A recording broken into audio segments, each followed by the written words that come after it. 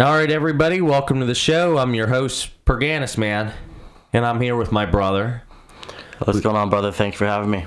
No problem, buddy. We just got done watching Fight Night 143 at the Barclays Center. And I have to say, bro, that it was a fantastic card. It was a really good card, from the beginning up, from the ESPN prelims all the way to ESPN Plus fight card. It was stacked with good fighters, with young fighters, along with some good veterans, and it was a great card. Yeah, I noticed a common theme about the card was you had the young and up-and-comer versus the veteran, the grizzled veteran, in a lot of these matchups. And I just want to start out with, I believe it was the last preliminary fight between Alexander Hernandez and Donald Cerrone. I've been pretty busy lately. I haven't really been able to keep up with much of the promotion leading up to this event. So I didn't really understand the backstory until earlier today. Some of the snippets that I seen of the pre-fight press conference, I was shocked. What? Who's this guy? And how long has he been in the game? How old is he? And why is he talking to Donald Cerrone like that? I don't know. It's just like a young kid. I think he's just pulling another Conor McGregor type fighter. He's trying to build up the hype for the fight, so attract more fans into buying this type of event. And just bringing more attention to this whole event. Even though that was the main event of the prelims, but it's attracting more fans to come to this event, to watch it, to get the views and the money up. And I don't know, this kid's just talking, and just like what Donald Cerrone said at the press conference, he's we're backstage and you have too much to say, and now that you're in front of the fans and then with the media, you want to talk your game and just be all cocky and everything, and there's no need for the talk, and Saturday's coming up and here it is. Absolutely, man. And it's all about self-promotion anymore. That's right. You're never going to see guys like BJ Penn, Anderson Silva, George St. Pierre, Matt Hughes, guys that fought 3 times a year, almost religiously. They were willing to step in on short notice, and they were able to stay ahead of the game. And they just, it was more about representing the integrity of the sport, and not so much themselves as a brand. It was a different time. You didn't have social media like you do today.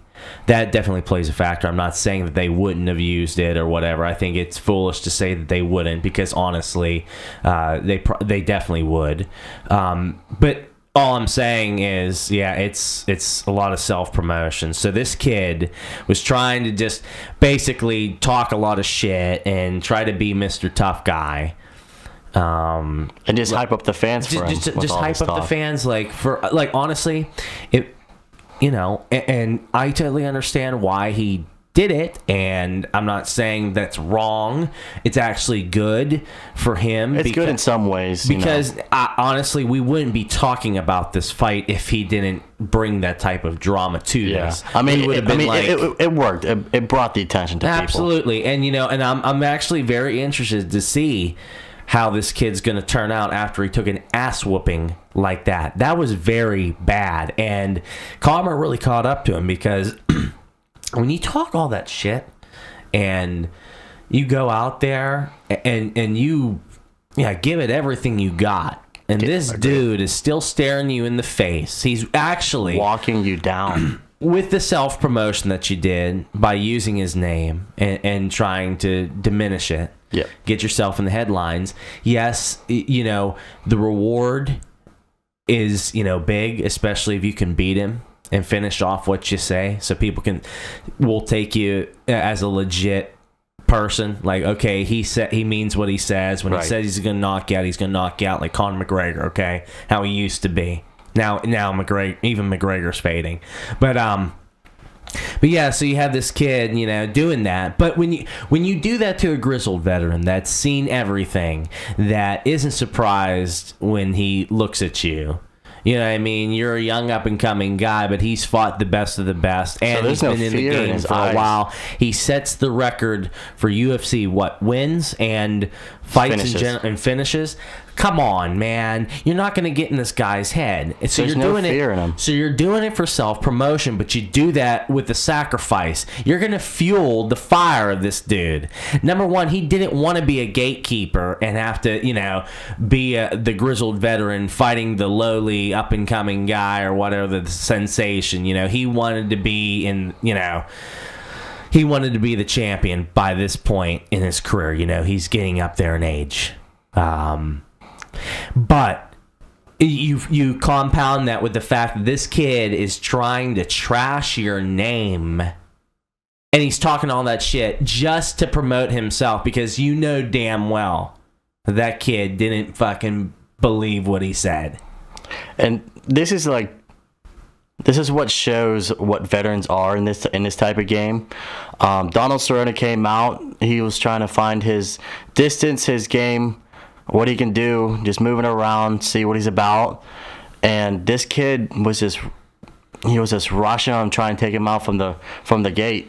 Right. And he was trying to rush him and try to get that first round knockout. And he caught him with some good punches. I remember he caught him with a good right hand, rocked Cerrone a little bit, but Cerrone kept his composure so well.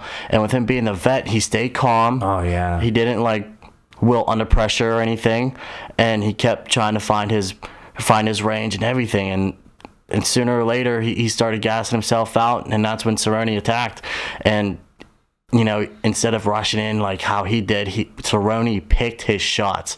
I've never seen, excuse me, a fighter this is like a fighter that knows how to keep his distance. Like you've seen so many times Cerrone came in, you know, off his back foot, leading or leaping for the right hand, catching with so good accuracy. Yeah. And he caught him a lot with that right hand. And he just didn't. He absolutely did. And he just didn't have, Hernandez didn't have any answer for it. You know, Cerrone just kept picking his shots, stayed calm with that. And the second round, you know, just kept controlling him with the feet and everything. And Hernandez was clearly confused, didn't want to engage in, because Cerrone was throwing some good knees at him, good elbows from the clinch. Oh yeah, he was pulling out all the stops, and he was opening up his whole arsenal. When you call this guy out and you call him geriatric, and this dude is Cowboy Cerrone, folks. If you don't know who Donald Cowboy Cerrone is, you better know him. Look him up, Google him, do whatever you can to find out about this guy, because this guy is legit. He's going to be a future Hall of Famer. He's done a lot for the sport. Legend. He's a legend of the sport. He's shared the octagon with, like we said, many legends. And definitely the most memorable fighter. One of the most memorable fighters, and a stand-up guy. Okay, and he fights multiple times a year. You know, he's not worried about the big paydays, so to speak. He's not going to hold out for fucking years. Pardon my language. I slip up here and there, but I mean, it's just unbelievable. You know, a guy of that character who likes to put on a show for the fans, and you know, he's entertaining to watch. He fights multiple times a year. On short notice, he comes in and stuff like that as well. He has a great reputation and a great resume. Great fan base. As far as being a workhorse in the fighting sport. Especially his age. I could not even do that. Right. And this dude, he he lives a wild life apparently outside of the cage. He does a lot of daredevil type of stuff. Donald Cerrone. Okay, yeah. I mean, country boy. Yeah, tough life. Like, I just see videos and stuff of him doing, like, exhilarating things. You know, whether it's like skydiving or skiing. That type of stuff, and then also the stuff that he does, like just being a cowboy, doing like so shooting really guns, all around, like in training or not, he's always active with his life. So always active with his sport and his family. Yeah, and when you call him geriatric. Cerrone had no reaction to that too. And I loved how he had the goatee action going on. He had that goatee, and he looked at him in the fucking eye. Goatee and a dip in his lip. In his freaking eye. Goatee and a dip in the lip. And he said, and he was like, "Can't wait for Saturday." You know what I mean? During the press conference, that would be my answer to the kid. You know what I mean? I understand what you're doing. You're trying to build your name off of my name. You know what I mean? You know what the real deal is. You know who the real deal is. Mm-hmm. And you're just trying to get over. Okay, buddy. If you really felt that way about me, you would have said that to me backstage. That's what he was saying. And that was what Cerrone said. When they had that one press conference, Cerrone called out McGregor for his talk. He's like, he's all about the hype and the money and everything. But when we were backstage, Conor wasn't saying shit to anybody backstage, and had no word, just stood there. It's fake. And he's good. And once they got on the table and the microphone, he was going out to everyone left and right. Right.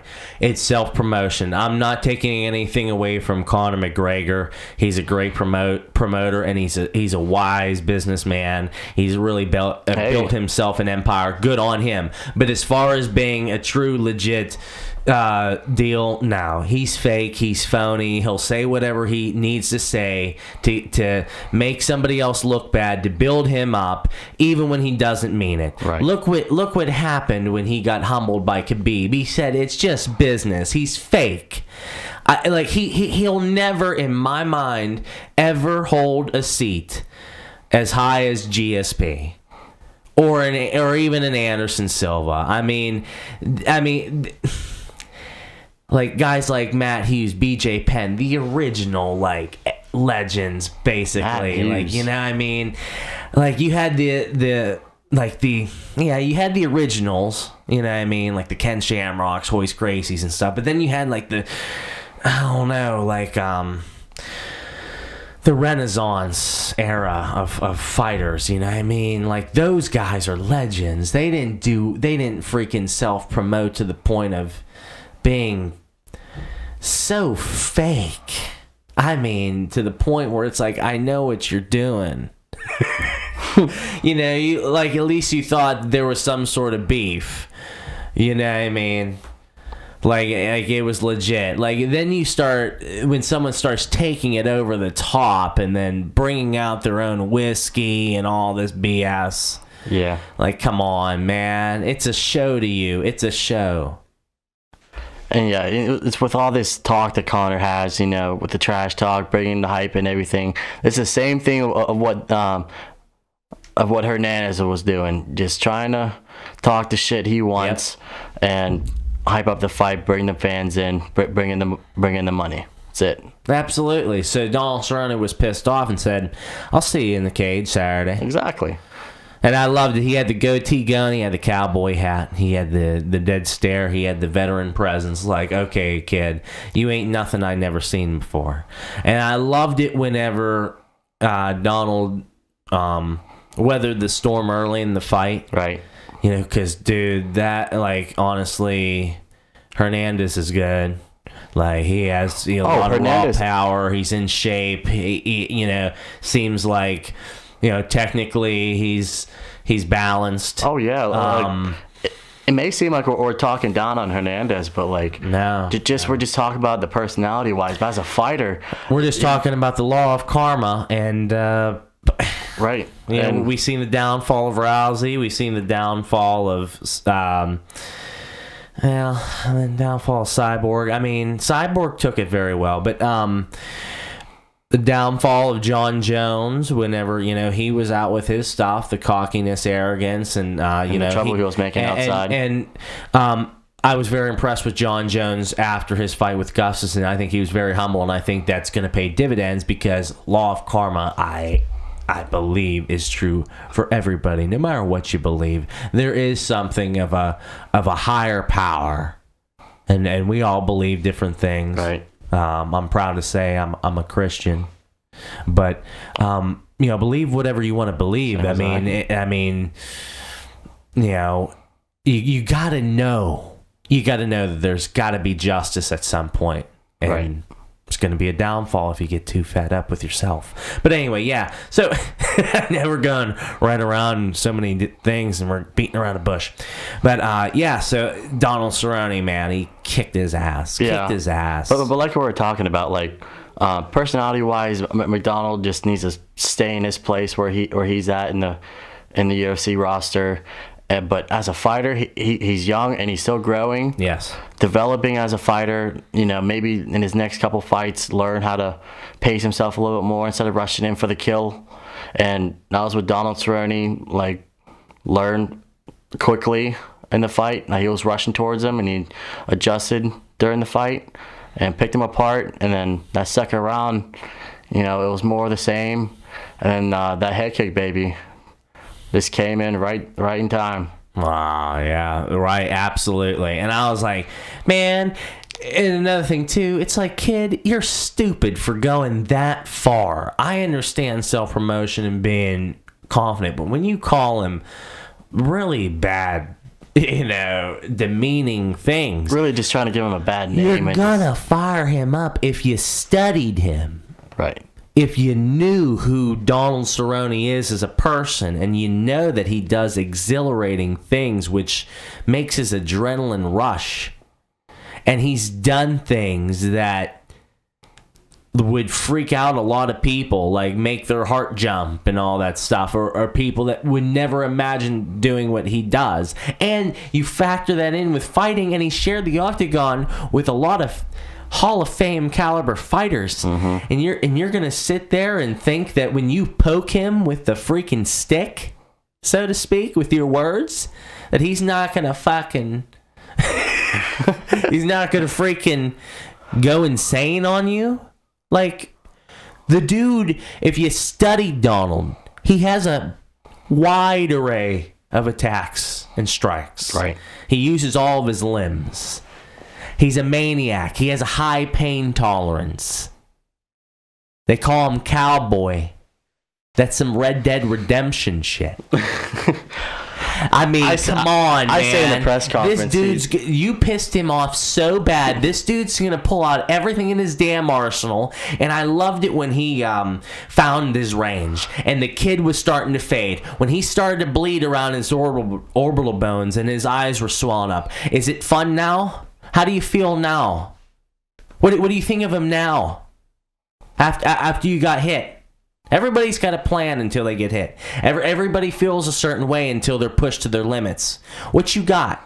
And honestly, the kid was game. Like, Alexander Hernandez was game. He hung in there. I didn't see any signs of quitting in him. So it's not a dig to him. Right. But the fact of the matter is, Cerrone figured out the range and just tore him apart with his whole arsenal, and he didn't hold back one bit, and because of all this shit that and like what you said too, whenever you get hit, and it's like the whole first round, Alexander was trying to go forward and be the pressure fighter, in that fight, and once he kept getting hit and everything, he got hit pretty good, and his game was just off. He started backing up. He started being hesitant when he moved forward, and it was showing sign of weaknesses. You're getting hit so many times. It's like, what can I do? What can I do to defend this? Like, I'm trying to give it my all and knock this dude out, and it seems like it's not working. So what do I do? It's like he's basically in panic mode. Start of the second round, he's staring you down like, I'm ready, boy. Yeah, cowboy. And I like how we were talking about earlier, how Donald looked like the cowboy from Red Dead Redemption and everything. I was thinking Cerrone's dressed up as, with the black hat, the black jacket, black pants. He's coming in as the Undertaker. He's just ready to just put him in the tombstone and bury him for that fight. Oh yeah, man. Like it was perfect, man. It was perfect. Just a perfect outfit for the fight. But yeah, I mean, yeah, man, he definitely resembled the Undertaker. And Donald Cerrone. Oh, and he hits him with the right hand. He's looking him dead in the eye. Hernandez, bloodied, beaten. He's staring in the face of the dead man. But I hit him! I thought he was geriatric! No! I will finish you. And that's exactly what Donald Cerrone did. He finished him. Put the kid down.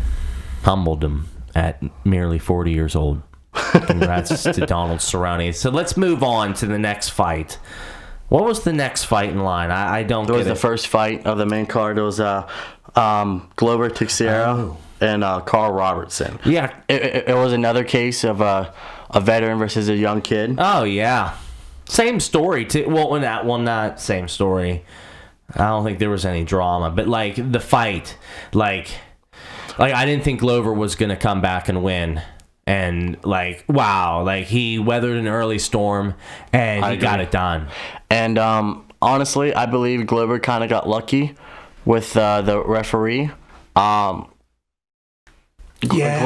came in with on a shot, put him against the cage, and Karl just unloaded with some elbows to the head. Questionable whether it was either in the side or illegal behind the head, and it really hurt Glover, and it seemed like he went lip on that. And lucky for him. Maybe not lucky, but in my opinion, it was a little lucky. The referee was adjusting his angle to go on the other side, see what's going on, and by that time, Glover was trying to wake up here, but Karl could have had a chance of finishing him in that, but whether it could have been stopped or not, Glover came back and just got him on the ground, and with him being a well jiu-jitsu,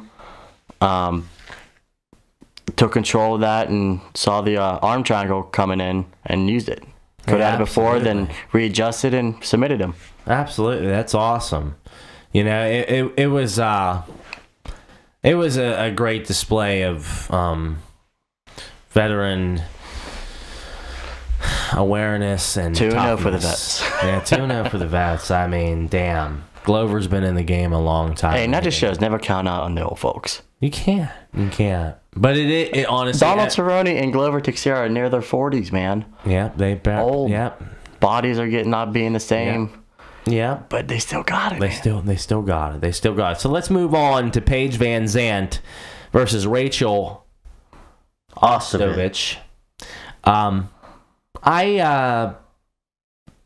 thought the fight was just jaw dropping, because I thought Rachael was dominating the positioning and the pace of the fight and where the fight was going compared to Paige VanZant. And with the grappling game, there's a bunch of rolling around, oh yeah, Rachael was able to get her down multiple times, and control her, and then Paige VanZant trying to reverse it, and she was trying to throw up as many submissions as she could, and it was nothing really too much on the striking, but except for the one moment when Rachael caught her with that big right and then got her in a trip. But other than that, it was a pure grappling contest, and me being as a former wrestler, and you as well, you would know this, when you're grappling and wrestling, you could be down and losing the whole match, but there's still time on the clock and anything's possible. Right. And I just knew, just by observing the physical traits of both fighters, it was clear that Rachael Ostovich had the wider hips, thicker legs. She was much bigger than her. And I knew the center of gravity, her being a little bit shorter, would give her a balance advantage. And when she got on top, the ability to control for a significant amount of time. In my opinion, though, no disrespect to Rachael, but I watched Paige VanZant fight, you know, because she's been fighting for a while in the UFC, and Rachael came from The Ultimate Fighter, and I haven't been watching too much of The Ultimate Fighter lately, or the past seasons. Shit. Really, like the last time I watched a full season was Rampage Jackson, Rashad Evans at Ultimate Fighter season 10, and I don't even know where we're at now. But I never like looking at statistics wise, you know, I never heard of her, and looking at the stats with the record, she was coming in with a record of 4-4. Now with Paige VanZant coming in 8-4, not too much of a difference, but like she has more wins than losses. She doubles her losses. Right. You know, for every loss she has 2 wins. Right. And seeing that she has a 4-4 record, I totally underestimated. I was like, what is this? Someone like her going against Paige VanZant. She's big, but like, does she have the skill? Yep, and you know what? She had Paige VanZant beat the whole time in points and control, and octagon awareness, octagon control, balancing. Oh my! Technical difficulties. Jeez. But holy crap! Why is my fiance blowing me up? Oh damn fiance! I love her to death. Love you, baby. Women's always right, so you gotta say that. Right. Well, no, yeah. I mean, I love you, honey. I know you're concerned about how long this podcast is going. She's probably getting so fed up. She's like, stop this now. Stop this now. But yeah. Anyways, Rachael. Wait. Before, I'm sorry. I just want to finish my point. Go ahead. I completely forget where I was at. But yeah, Rachael Ostovich had full control of the fight. Right. You know, Paige VanZant had good moments, and she showed her veteran awareness too. And she's, you know, obviously still young, but like Rachael had the fight won. If she would just held on and rode it out and stayed conservative, she would have been fine. But you know, it got really intense, and you know, obviously she was trying to finish Paige and almost had her finished at one point during the fight, but she was going for the kill, and in doing so, she made a mistake, or you know, there was a little mishap physically. When she tried to get, I think, what was she trying to do that she got too high on? Like, was she trying to get like... who was that? Who was on top? From what I remember, Ostovich, she... I think she was just trying to... she was trying to get like a rear naked choke or something like that. Either that or just trying to have... She got flipped over, like on her back. Yeah, either that or just trying to have control to set up a rear naked choke. Yes, and she just ended up on her back. And then, you know, that transition, and then Paige VanZant being so lightning quick, and her being top notch in technique and, you know, training. She transitioned very quickly into a threat, and before you know it, like within a matter of a split second, you know, Ostovich was on her back. You know, after she was dominating and it looked like she was going to get Paige VanZant and some, all of a sudden within a split second she's on her back, and then Paige VanZant's getting her back. You know, and she's having to defend you know, a submission, and she ended up submitting her with what, an armbar, right? Yes, an armbar. And it was kind of a weird angle because I didn't even know what was going on. I didn't see it coming. I was like, wow. She had her back. I knew she was grabbing something with the arm, but like she fell, and I guess when she fell, that's when she had a little more of a handle with the arm, pulling back. When he landed, it like popped, and that's what forced her to tap. And, you know, like I said, you know, you can't just, you know, say that you won and until the last until time goes out, really. Right. Absolutely. And it's crazy. It's crazy how much things can change. And I think today's card really demonstrates the unpredictability of the UFC. I would say MMA, but then I can't, because then that'd be false. I think Bellator and some of these other promotions, I don't know. It just seems real staged to me. You know what I mean? Well, Bellator and the entrances and everything. Yeah, it's just like, is this really real or is this phony? And then it's like, when you get these guys in the cage, it's like they perform so poorly, but that's a whole nother story. But the UFC is top-notch fighters. All the top-ranked guys. You're talking about the cream of the crop. And it doesn't matter anymore. We used to... during I guess they would call it the Renaissance era of the UFC, when you had BJ Penn, George St. Pierre, Anderson Silva, Brock Lesnar, or Cain Velasquez. They both were champions for a decently long time, back to back. And then you had, so you went all the way down to the featherweight, Jose Aldo, even though he was in Strikeforce at the time before UFC expanded. Those guys were known as the kingpins for multiple years together. Right.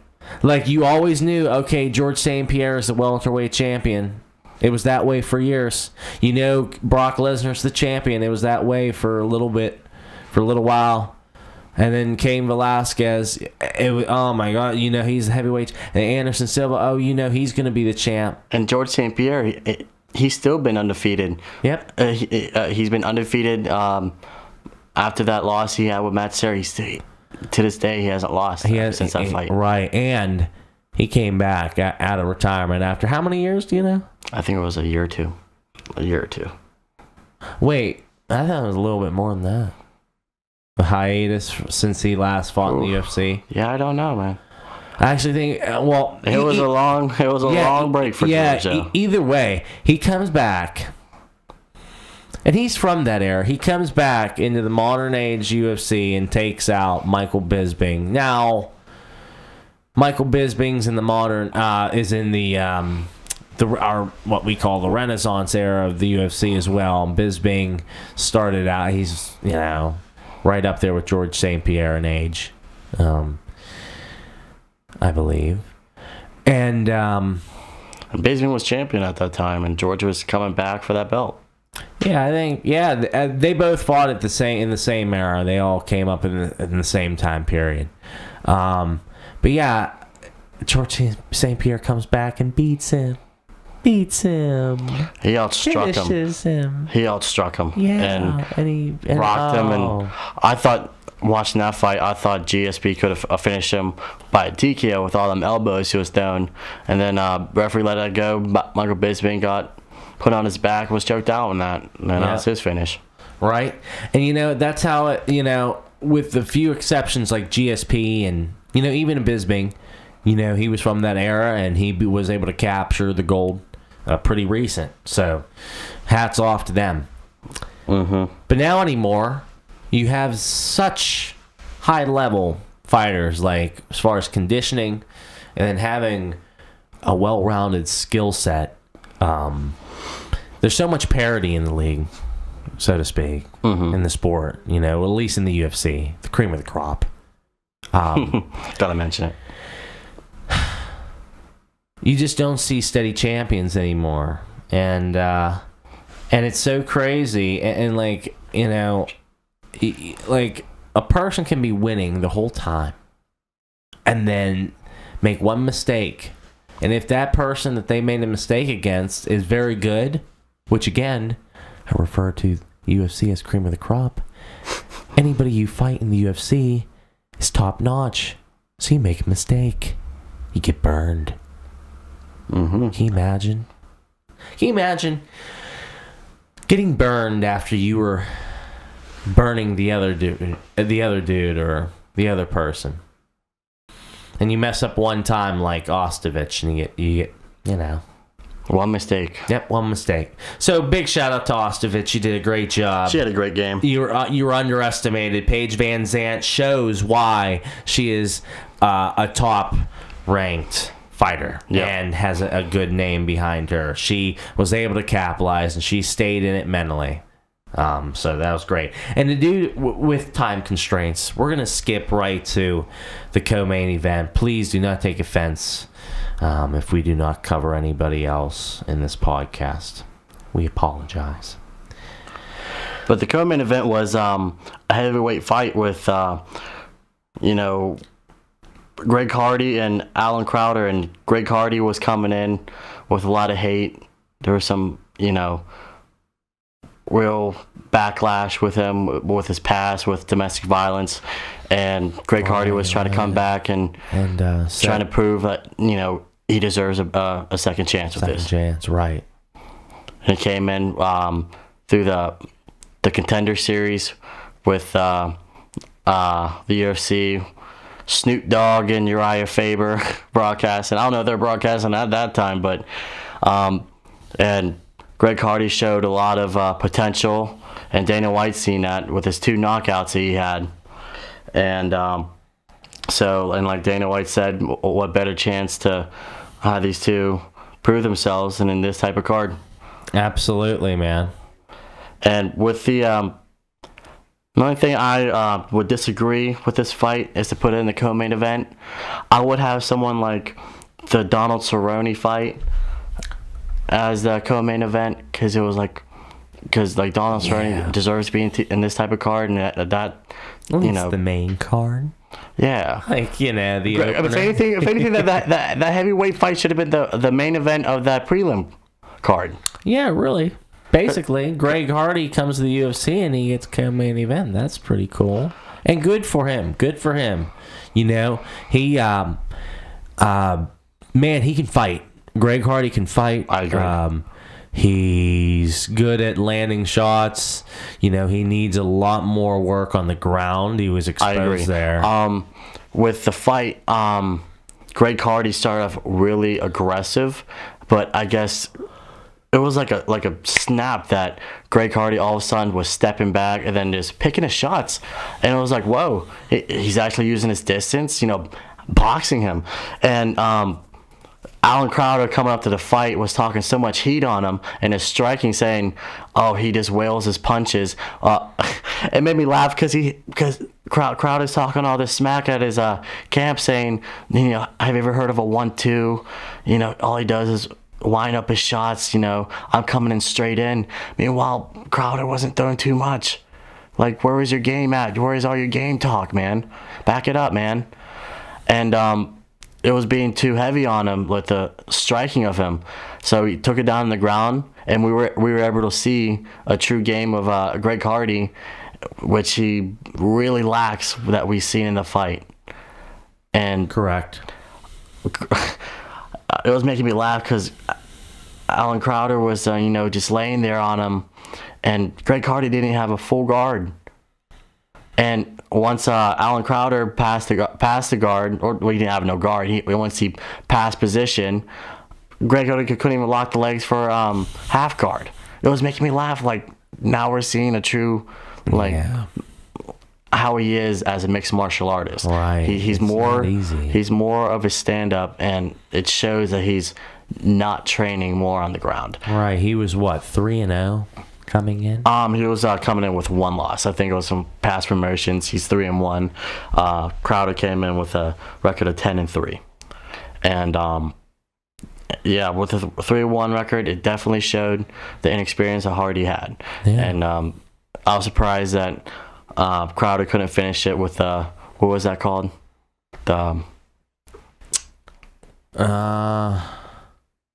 Couldn't finish. Stepped over. He was on side control. Stepped over his leg, or stepped over his arm, and was trying to throw some elbows, and that kind of shows some inexperience as well for Alan Crowder as well, because Greg Hardy is basically showing that he's a nuisance on the ground, not showing any guard. He could have passed his way up to mount, really. Yeah, right. Oh, the move was a crucifix. He got him. He got over his arm. Okay. And Crowder wasn't really even throwing anything. He threw me like an elbow or two, but just wasn't, shooting like shots at him. And it gave Hardy time to look what's coming up, and he's seen the cage, and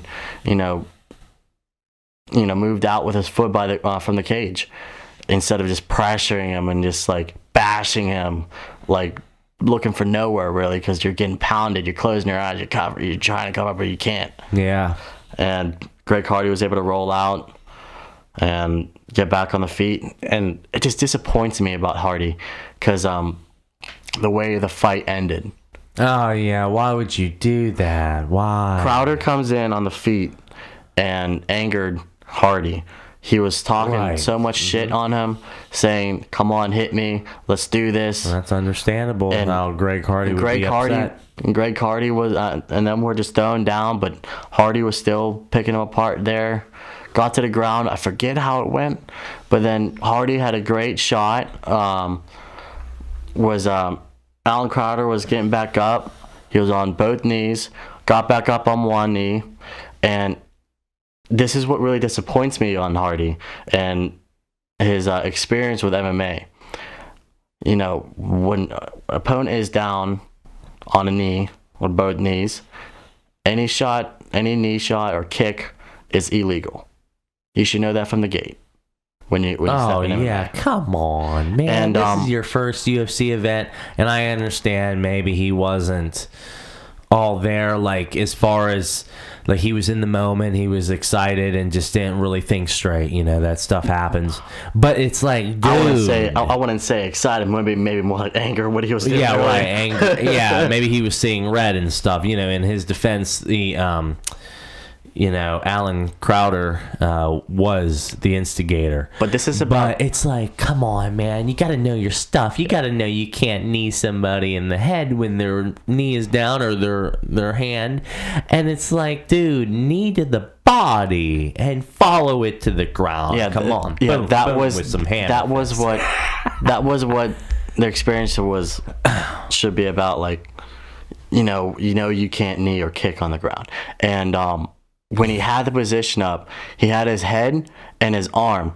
He had an angle, he had his arm like lifted up for his whole body to be wide open.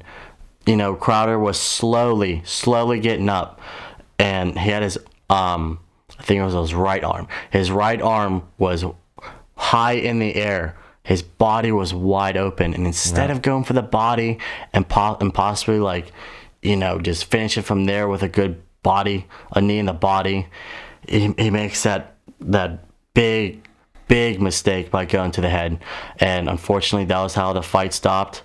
When you get hit with a knee on the ground, and that was a clear shot to the head, it's just, you're not going to recover from that. No, you have to be so tough to continue that, and it was really smart for Crowder. Right. To not continue. Okay, and to anybody that says, "Oh, Crowder's little bitch, he should have kept going, he was talking all that shit." No. Think of it like this, a little food for thought. If you're Alan Crowder, and you know how dangerous Greg Hardy is, and you were proving a point, you were beating him, in the ground game. Everybody knew that you were the more skilled fighter, and that you were able to take Hardy's punches. He was able to take them. Okay? People already knew who the better fighter was. All right? It was just a matter of, could Greg Hardy connect? But he just couldn't. And so, why be a tough guy for the public's opinion? You're in there putting your health on the line. You just got kneed inappropriately.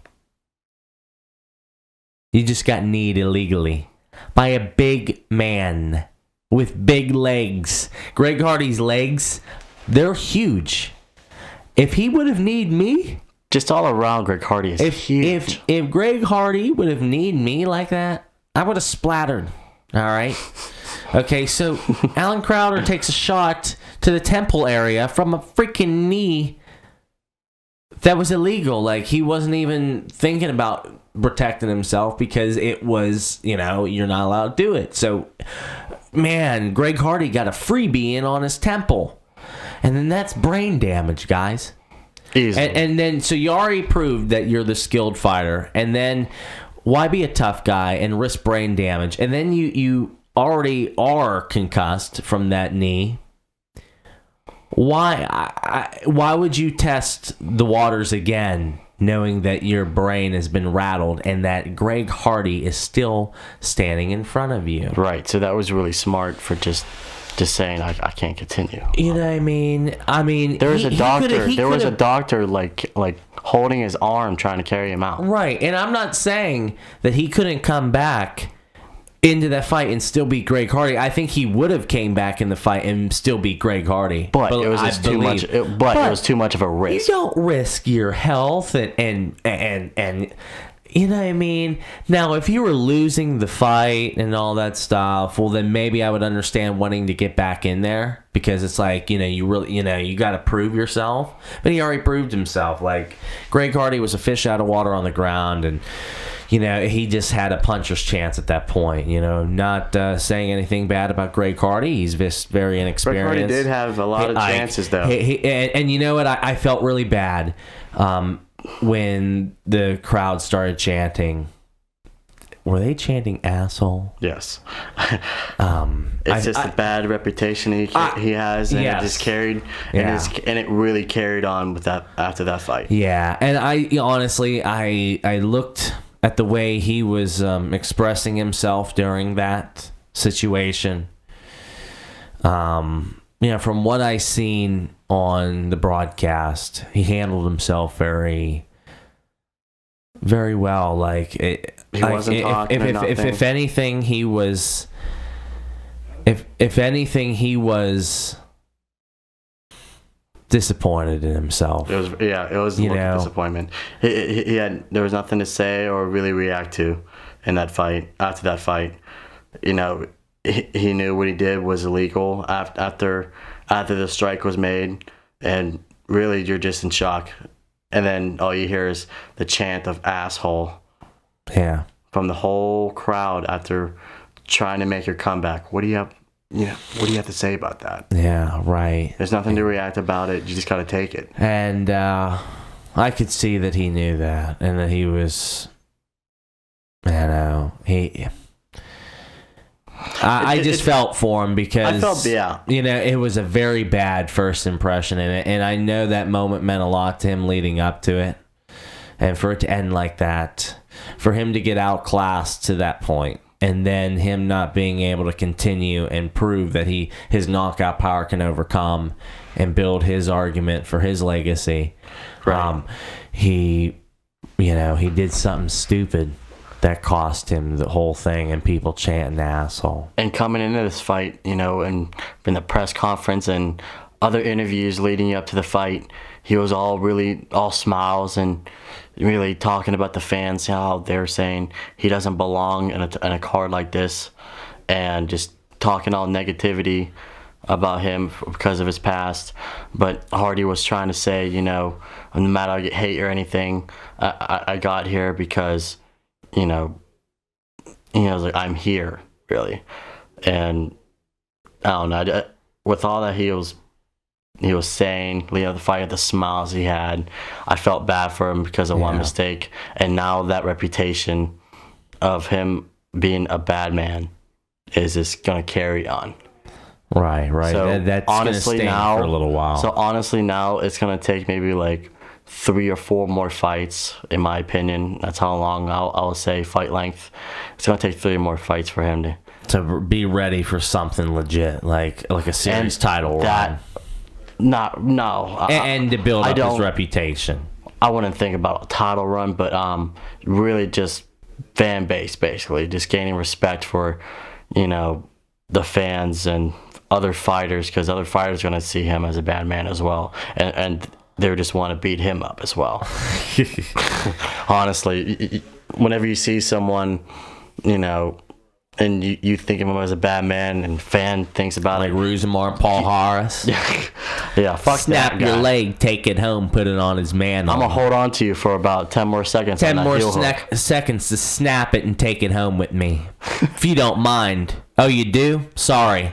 I'm in control. Refs coming in. I ain't stopping. I got your knee, buddy. Snap, pop, crackle. I would never. I would never fight someone like Rosemar Paul-Harris. Oh, hell no. I wouldn't trust him to hold my leg. And he's very My fast. arm. And he's fast and he's very strong. Yeah, He I looks like a- wouldn't. I wouldn't give him the legal right to touch me. Said it freaking. Like, no, dude. You're looking to break people's bones and cause them pain. No thanks. Yeah. Get out of here with that. I'm not in that Get away sport. from my leg. I'm not in that sport. And if I was in that sport, hey, I don't know. It'd be a different story, you know. Maybe I would love to go up against him. Like, but I would have to train for years and years and all that stuff. That's just silly talk. Yeah. But you know, it was just a sour ending, that illegal knee. But moving on to the main event, we got Henry Cueto He's versus Cejudo. Henry Cejudo. Yeah. When you see the last name, it's like, what am I saying now? I just said it out of instinct, but yeah, it's Cejudo, and he is the champion at flyweight, Yes. and TJ Dillashaw is champion at bantamweight. Okay, and so it's a 125 Dillashaw. pounder, the champion at 125 pounds, and got the king at 135, and the bantamweight champion was able to cut down 10 extra pounds to challenge him for his belt, and we were able to see this fight, and it was a big super fight. Yeah, it was great. And you know what? Leading up to it, looking at the fight on paper, I was thinking Dillashaw was going to win. I thought his experience in a lot of different big fights and fighting a lot of high caliber guys in his weight class, and then him being able to come out victorious in both the Garbrandt fights, and then him really demonstrating how much he's evolved as a fighter and his movement, his range, and then his Movement's quickness, fantastic wrestling, with his stamina, combinations. endurance, Like with speed. TJ Dillashaw, you don't see too much, with fighters. You don't see too many styles like TJ Dillashaw has. With his movement and everything, his combinations are fantastic. Just all around, he's a great fighter. And leading up to this fight, like you said, on paper, with Henry Cejudo being an Olympic champion in wrestling, and that was a big factor coming in the fight. And his striking is well as well. And TJ, he has amazing stand up, and he's not a nuisance on the ground with wrestling. He was a wrestler himself in college, so things were kind of like, I want to say, balanced out, because with Henry Cejudo's background as a wrestler, obviously he's the way better wrestler, but you never know, TJ Dillashaw could learn some things for some counters and defenses on that. Oh, absolutely. And he's, training all around the world and getting advice from and training from a lot of different people. Who's it's TJ Dillashaw. That was one of his main reasons for leaving Team Alpha Male. I want to expand and broaden my and he went horizon. to follow his coach Joanne Ludwig at his gym. But I think they bring guys in and out and stuff for him, and really, give him no limits as far as where he can train, as far as yes, having to be grounded at a certain camp. That's cool. Gives him the freedom as long as he's able to reach an agreement. I think it's cool for his career. Yep. This whole build up coming in this fight, it was just, everyone was just way too excited for this fight based on the style. It was a great stylistic matchup with these two. Great super fight. Yeah, it was. TJ Dillashaw, though, After I watched some snippets of the pre-fight press conference, I said to myself, "This Henry Cejudo is gonna win." I made a quick audible in my mind, and I really wanted to see how they would play out, and I'm just very thrilled to be able to say that I seen it coming, because just the way, people want to throw out the law of karma and justice in this world. Come on, people. Dillashaw got a big head after beating Cody Garbrandt. He already had a big head to begin with, so you can imagine the size of it now, or right before the Henry Cejudo fight. It's big. He's wearing sunglasses indoors now. He's chewing like a freaking cow with his fucking mouth wide open. Just like Conor McGregor, huh? Kind of like mimicking, kind of self-promotion, like kind of fake. Like, come on, dude. You're trying to win, you're trying to get the money, you're trying to build your name. But guys like a GSP, for example, that haven't lost in a long time. How do they act? How do they conduct themselves? They had prosperity. I mean, they had their winning streaks. When you think of George St. Pierre, you think of the Hall of Fame fighter that always had the answer. Could defeat any man that was put in front of him, and you were in such anticipation of the day that he falls. Who's going to be the man that beats him and how? And it still hasn't happened yet. But Dillashaw, anyway, he was so full of himself. I'm like, come on, man, why didn't you study from the greats? But no, I mean, that's just my humble opinion. Obviously there's money to be made, and you have to be ridiculous and somewhat artificial in order to get ahead in this fallen world. So, see, I'm going to go on the opposite side, because I was rooting for. Good on TJ Dillashaw. I'm not trying to talk shit. I understand what you're trying to do. See, I went the opposite from you, and I was rooting for TJ in a fight. TJ's one of... Give me a break. I would have to say TJ is one of my favorite fighters, just because it's based off of his striking, and I liked how he stood to his word with the whole drama going on with Cody Garbrandt, and I learned to like his style and his the way he is. And I was really rooting for the fight, and unfortunately, 32 seconds was not what I expected. Yeah, that's cool, man, about TJ and your perspective. I understand that. But yeah, on the flip side, you had Henry Cejudo. 32 seconds, I took. 32 seconds, but his conduct and his mentality and his focus in the fight. I remember watching them walk out. TJ Dillashaw walks out, bouncing around, smiling from ear to ear. It's all about me.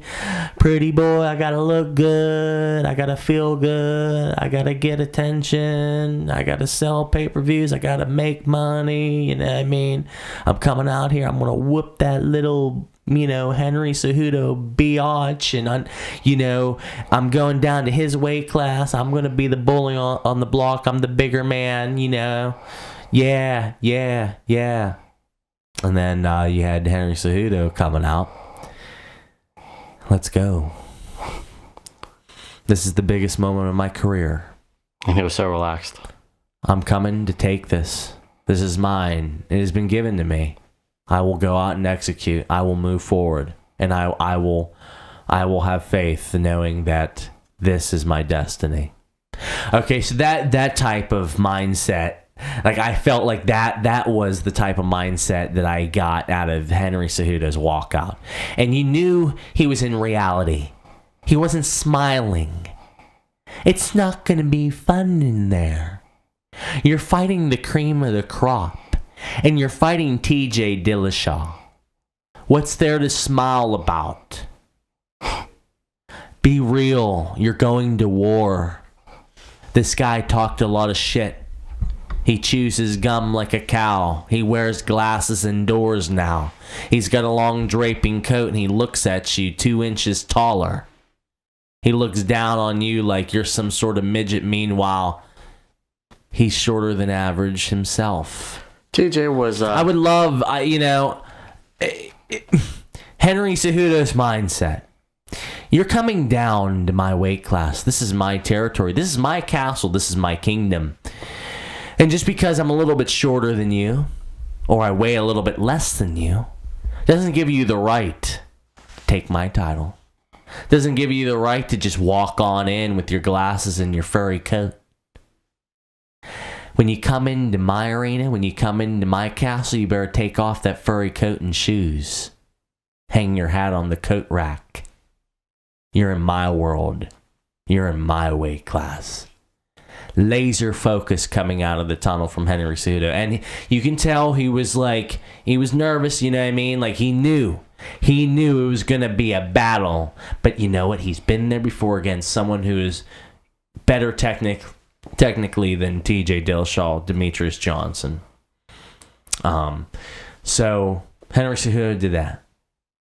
That's what his mindset was. And, instead of being uptight and insecure about the outcome of the fight and just not knowing, I'm sure he was nervous about the pain and, just being in that type of environment. You're going to be going through a freaking roller coaster of your lifetime. But when he sat down, as they were announcing the names and Bruce Buffer was talking, when he sat down, like almost in Indian style, and it was almost in a meditation or a trance, like in a way, like he was in his own world, like he was laser focused, like he's just showing up to dojo practice. It's just about fulfilling my destiny and taking a shot and having faith. And he put in all the work and the effort, and he doesn't carry himself in vain like TJ Dillashaw. So he knew he had the right on his side. He knew that he put in the work and effort, and he had confidence in himself. And when I seen that, I was like, man, I think Cejudo, it's going to be a great fight, but I think Cejudo's going to come through. And he did. Unbelievable. Like you were saying, how many seconds, brother? 32. 32. It was... This fight, you would kind of expect a finish with two dangerous fighters like this. Big super fight. And, you expected this to be a finish, but not this quick. You want to see more. You would think maybe someone could finish late in round one or in the later rounds, maybe in the championship rounds. But man, it was a total shock and too quick. 32 seconds. They started like looking at each other a little bit, and all of a sudden it's like just like that. Cejudo catches TJ, and quick fight.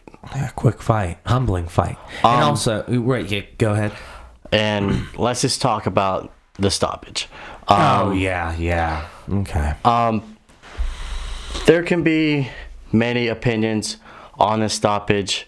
I can go 50-50 on the stoppage. I agree, but yet I don't.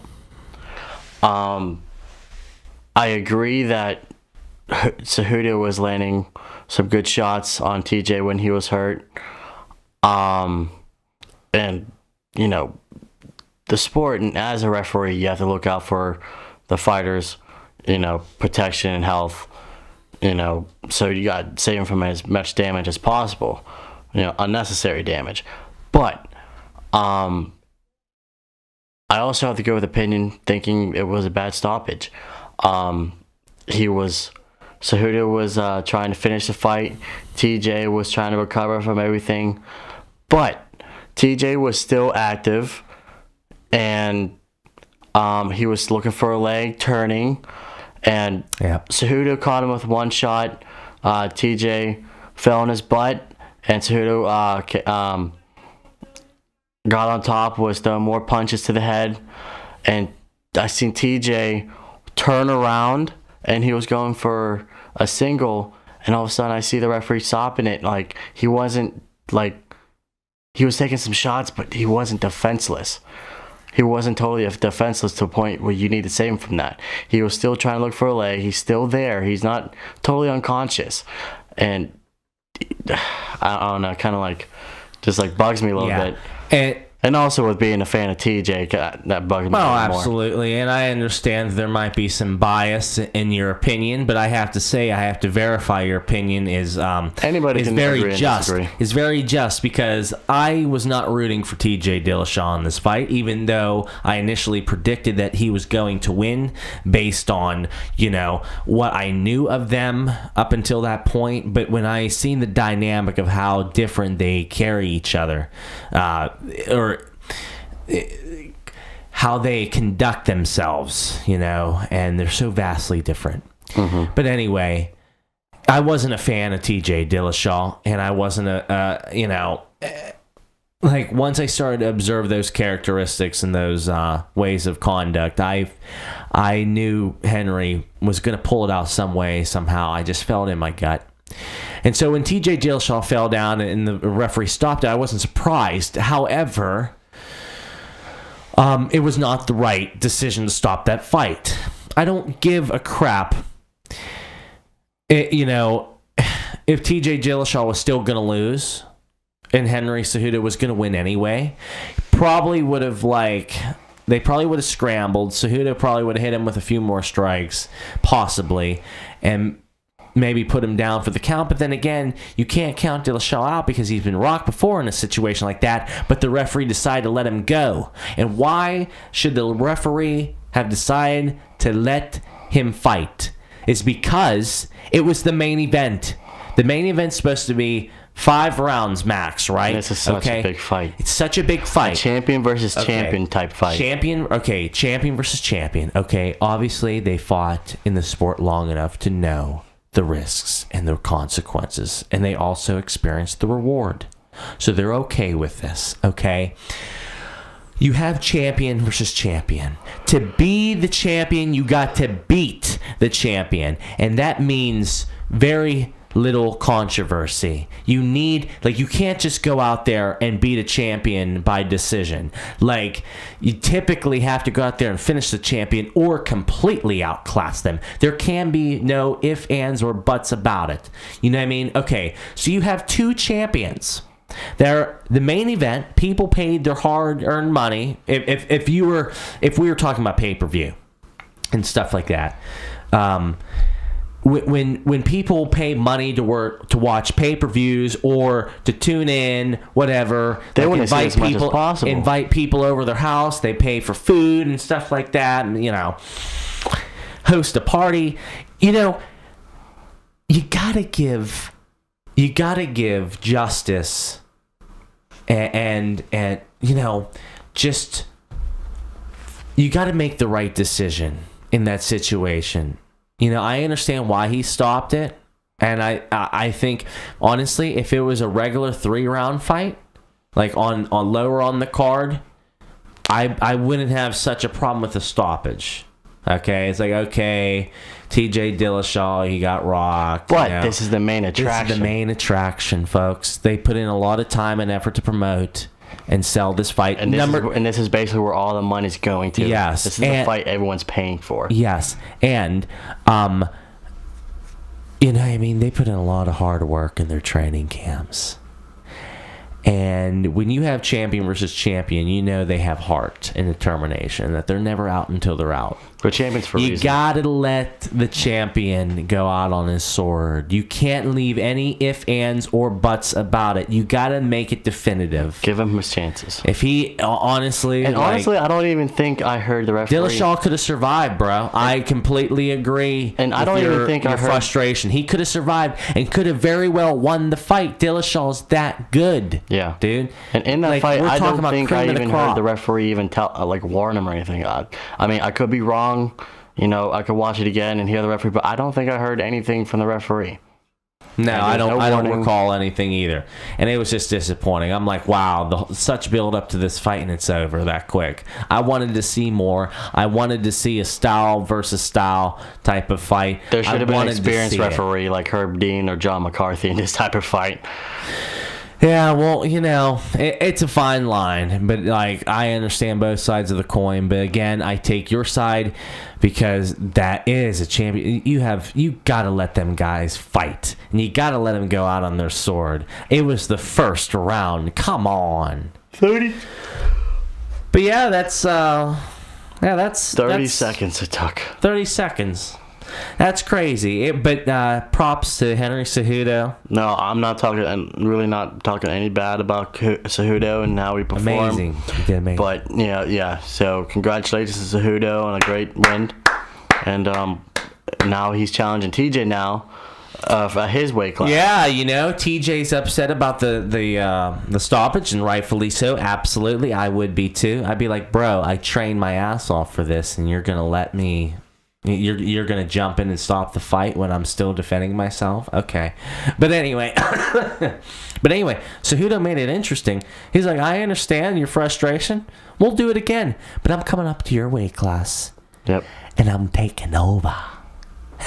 And this is gonna be That's gonna be interesting, folks. Yep. This brought a lot of attention for TJ and his belt. Now the pressure is gonna be on TJ. What's TJ gonna work on, and what he's gonna study, and how can he deal with the pressure now that he's been hurt bad by Cejudo, and knowing that he has a loss in him? What's going to happen now that he's coming for your belt? You came after his belt.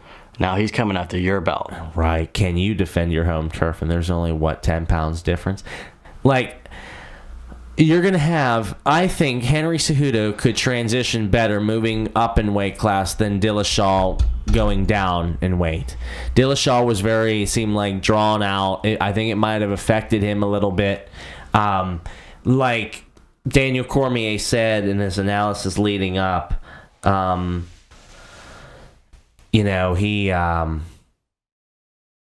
hit the nail on the head, so to speak, when he said fighters can't take as much damage to the jaw sometimes because of weight loss and cutting weight. So, right. Hey, Dillashaw could very well even up the score next fight and defeat Henry Cejudo. But I will be rooting. Yeah, I mean, it's going to be fun, guys. It was a great card, a great night for the UFC on ESPN. It was great to see the mainstream media attention on the UFC. Seeing Stephen A. Smith there and stuff like that was kind of cool. It was the first UFC event on ESPN. Plus, we were able to see the new belt, the new UFC Championship belt. The new UFC Championship belt. It is what it is. We'll get to that some other time. We're going to wrap up the show.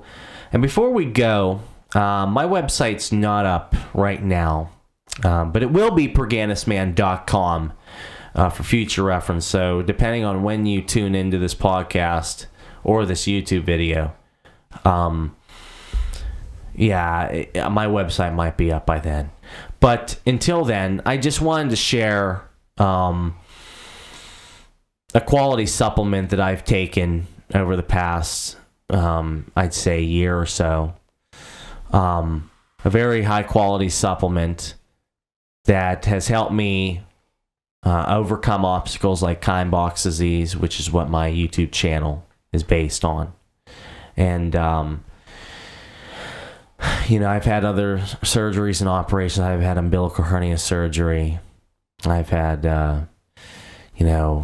kidney contusions, stuff like that. Concussions from being a running back in football and having... prolonging symptoms. And I just got introduced to a great supplement line that takes pride in quality control. And it's a great supplement. I take, the basic nutrition, the multivitamin and everything like that. And I take a few other supplements that help me deal with inflammation from my wrist ailment, Kienbach's disease. You can check out my YouTube channel for more information about that. keeps inflammation down, helps balance my body's pH levels.